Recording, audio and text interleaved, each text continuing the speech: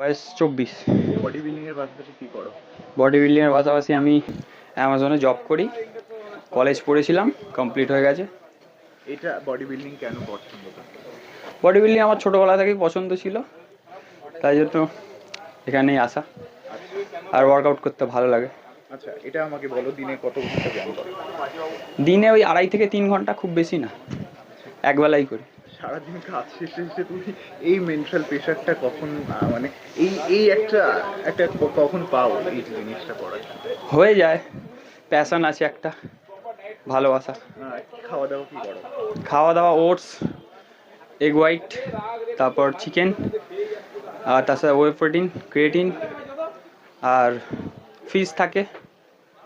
আচ্ছা, এটা আমাকে বলো, আমি একটা প্রশ্ন ছিল যে অনেকেই বলা হয় যে ইনজেক্ট এবং ন্যাচারাল এই হ্যাঁ, দুটো কি ডিফারেন্স আছে এবং কি? দুটো ডিফারেন্স বলতে ধরুন, অনেকে মনে করে সাপ্লিমেন্ট যে ওয়ে প্রোটিন ক্রিয়েটিন ইউজ করে ওটাকে ন্যাচারাল মনে করে না, ঠিক আছে?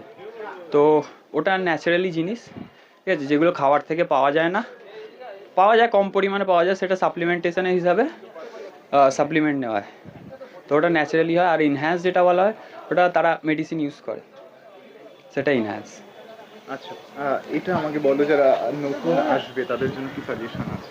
একেবারে গরিব যারা মধ্যবিত্ত তাদের হ্যাঁ, গরিব মধ্যবিত্ত বলতে শুরু করো অল্প অল্প থেকে, আস্তে আস্তেই হবে।